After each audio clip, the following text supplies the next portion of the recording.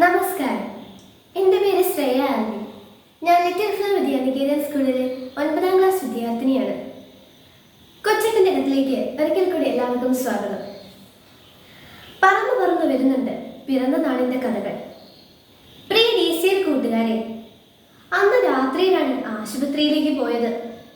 പ്രകാശിൽ നിന്ന് തങ്കമണി വരെ പലരും ചേർന്ന് കട്ടിലിൽ അമ്മയെ ചുമന്നുകൊണ്ടുപോയി. തങ്കമണിയിൽ നിന്നും കാൽവരി മോഡിലേക്ക് ജീപ്പിലാണ് കൊണ്ടുപോകുന്നത്. അപ്പോഴുണ്ട് പെരുമഴ. വഴി ഇന്നത്തെ പോലെയൊന്നുമല്ല, വെറും ചെമ്മൺപാത. മഴ പെയ്യുമ്പോൾ ചെളി കുഴഞ്ഞ മൺപാതയിലൂടെ ജീപ്പ് കയറ്റം കയറാൻ കൂടെ വന്നവർ ജീപ്പിൽ നിന്നിറങ്ങി തള്ളും. അങ്ങനെ 2-3 കിലോമീറ്ററുകൾ പെരുമഴയത്ത് വണ്ടി തള്ളിയാണ് കാൽവരി മോഡിൽ എത്തിച്ചത്. അവിടെ നിന്ന് കട്ടപ്പന സെന്റ് ജോൺസ് മിഷൻ ആശുപത്രിയിലേക്ക് പറന്നു. അവിടെ എത്തിയപ്പോഴേക്കും അമ്മച്ചിക്ക് പ്രഷർ കൂടി ശരീരം കോച്ചിപ്പോയി. 2 മണിക്കൂർ കൊണ്ട് മുണ്ടക്കയം മെഡിക്കൽ ട്രസ്റ്റ് ഹോസ്പിറ്റലിൽ എത്തിച്ചാൽ ചിലപ്പോൾ അമ്മയെ കൊണ്ട് മരിക്കില്ല. പിന്നെ ദൈവം തമ്പുരാനെ എന്ന് വിളിച്ചൊരു പോക്കാണ്. അന്ന് KK റോഡ് ഇന്നത്തെ പോലെയല്ല. വളവും തിരിവും കുണ്ടും കുഴിയുമാണ്. വീതി തീരെ കുറവും.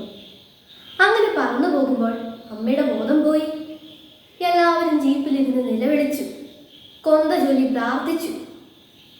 ഒരു വളവ് തിരിഞ്ഞപ്പോൾ അതാ ഒരു വലിയ പാണ്ടിലോറി വലിയ തടികളുമായി ഇഴഞ്ഞിഴഞ്ഞ് നീങ്ങുന്നു. ജീപ്പിന് ഓവർടേക്ക് ചെയ്യാനും ആവുന്നില്ല. ആകെ ടെൻഷൻ, കൂട്ടക്കരച്ചിൽ. കുറെ കഴിഞ്ഞാണ് ഒരു കയറ്റം കയറി പോകാൻ പറ്റിയത്. അങ്ങനെ ഒരു തരത്തിൽ മുണ്ടക്കയെത്തി. അവസാനം ഓപ്പറേഷൻ കൂടാതെ പ്രസവം. അന്നേരമാണ് അറിഞ്ഞത് ഇരട്ടക്കുട്ടികളാണെന്ന്. അമ്മയ്ക്ക് ബോധം തെളിഞ്ഞത് 2 ആഴ്ച കഴിഞ്ഞാണ്. പ്രിയ കൂട്ടുകാരെ, ഇത്രയും വായിച്ചപ്പോൾ ഇതെന്ത് കഥയാണ്, ഇതാരുടെ കഥയാണ് എന്ന് നിങ്ങൾക്ക് തോന്നിയേക്കാം. എന്നാൽ ഇത് മറ്റാരുടെയും കഥയല്ല. ഇത് എൻ്റെ പിറന്നാൾ കഥയാണ്. ഓർമ്മ വെച്ച കാലം മുതൽ ഏതാണ്ട് കഴിഞ്ഞ 50-ലേറെ വർഷങ്ങളായി ഞങ്ങളുടെ അച്ചാച്ചനും അമ്മച്ചിയും എല്ലാ പിറന്നാൾ ദിനത്തിലും ഞങ്ങളോട് പറഞ്ഞിരുന്ന പിറന്ന നാളിൻ്റെ കഥയാണിത്. കേട്ട് കാണാപ്പാടമായിട്ടും കഴിഞ്ഞ വർഷവും ആദ്യം കേൾക്കുന്നത് പോലെ ഞങ്ങൾ ആവേശത്തോടും അത്ഭുതത്തോടും കൂടി കേട്ട കഥയാണിത്. കൂട്ടുകാരെ, നമുക്ക് എല്ലാവർക്കും പിറന്നാളുണ്ട്. നമ്മൾ തന്നെ ഹാപ്പി ബർത്ത്ഡേ എന്നാണ് പറയുന്നത്.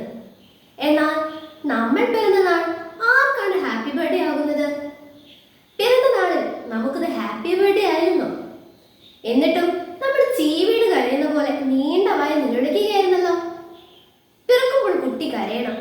കരഞ്ഞില്ലെങ്കിൽ ആരോഗ്യ പ്രശ്നം ഉണ്ടാകാൻ സാധ്യതയുമുണ്ട്. നമ്മൾ പിറന്നതിന് നമ്മുടെ അച്ഛനും അമ്മയ്ക്കും ഹാപ്പി ഡേ ആയിരുന്നു.